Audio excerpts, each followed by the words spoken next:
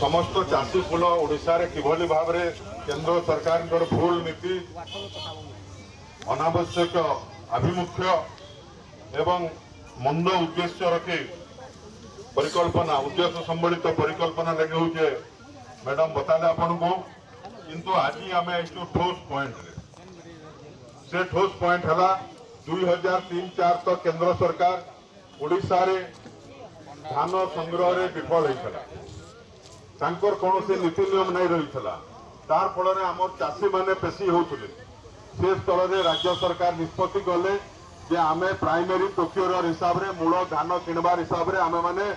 सहायता कर्म और दायित्व राज्य सरकार निजे नेले से गुड़े शर्तावली रही यथा आम राज्य को सब्सिडी दमु राज्य जिते चाउल आसीजा नमु आम गत वर्ष 76 लाख टन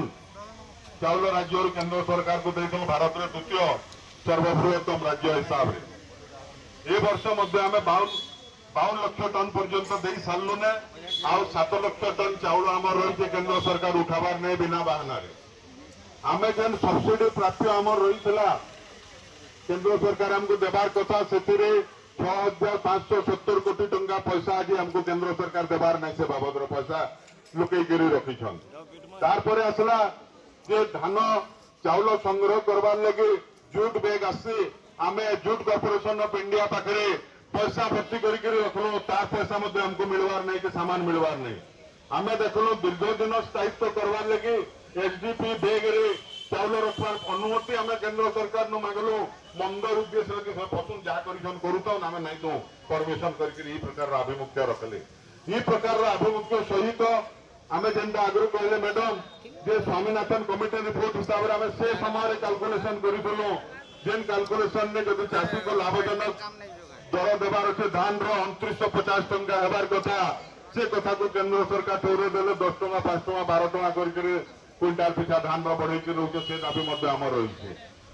तारपरे आम एफएक्यू मानरे ओडिशार धान को किसी सहायता देवार लगी आज बन्या बात्यारे हो अदेनिया वर्षारे हो आज आमर ऊपर लोक रागुचन स्वाभाविक मुई भी चाषी हिसाब से जानून अनेक चाषी हिसाब से जानून बतरला धान गजा मारला धान लाल पड़ जाइए धान ये सब प्रकार जिनसर समस्या होफेक्यू मानरे केंद्र सरकार आमको छाटनी नहीं दबार और चाषी मुड़े कटनी चटनी मारी दौन चाषी जहाँ देखुचे तार ऊपर भर भी मरुचे ये प्रकार जेन परिस्थिति आई तार पर आउ गोटे कथा हो केंद्र सरकार नीति नियम अनुसार डीबीटी करले केंद्र सरकार नीति नियम हिसाब से चाषी ठार डायरेक्ट किणवार लगी गले टोकन सिस्टम करले किंतु आमर अंचल चाषी समस्या बुझी नहीं पार्बार सीरियल हिसाब से टोकन आसीगला बेलू केन जगह बाहर जमी बेना जमी टिकरा जमी जानी नहीं टोकन पाईगला जदू साहू से बेलू टोकन 20 दिन अवधि रही से टाइम तार धान रेडी नुहे हुए से दे नहीं पार्बार टोकन लाभ से गले फेरी नहीं पार्बार टोकन पाई मार्केट यार्ड के नहीं गला बेलू टैग निन बोलिक सेने पड़िक रही जाऊे धान ये सब अव्यवस्था देखा जाइए तेणु विजु जनता दल लोकंर बड़ है आमर नेता नवीन पट्टनायक माननीय मुख्यमंत्री 22 वर्ष धरिक ओडिशार शासन दायित्व ओडिशार लोकंर स्नेह श्रद्धार रही से आज निष्पत्ति कर ओडिशार समस्त चाषी दायित्व नेबे एवं समस्त प्रकार व्यवस्था करा आम आम हिसाब से किंतु से जगार इमानकर दाय दायित्व नहीं टही पांगला लेकर चाषी कूल को ओडिशार दिल्ली में पांगी दौन और तार इन्हें नकली गुनिया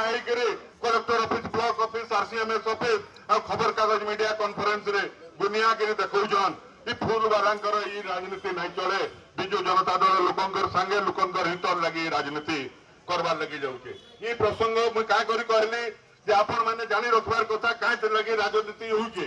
केंद्र राज्य संपर्क केंद्र गोटे अधिकार अच्छे राज्यर किसी हक अच्छे से धरिक हमको सामने को जीवार लगी पड़वा से लगे आम मैंने समस्ते मिसिक आंदोलन करवा वर्तमान आमर गाँ गहलर जेन मैंने समस्ते आईसन से अनुरोध करवार आसिक जड़े जड़े वक्तृता देवार लगे आमर पर्यवेक्षक को मुझे कहूचे से 2 पद कहीदेवे कि रोहित बाबू भी कहे से जीवे आमर हीराकुद और कंटापाली 2 जगह धारणा अच्छे से बुलिक आसवे इने को आसिले आम मैंने मेमोरेंडम देवा तेणु मु बर्तमान अनुरोध करुचे नलिनीकांत प्रधान आमर जेन पर्यवेक्षक अच्छा आपको 2 पद कहवा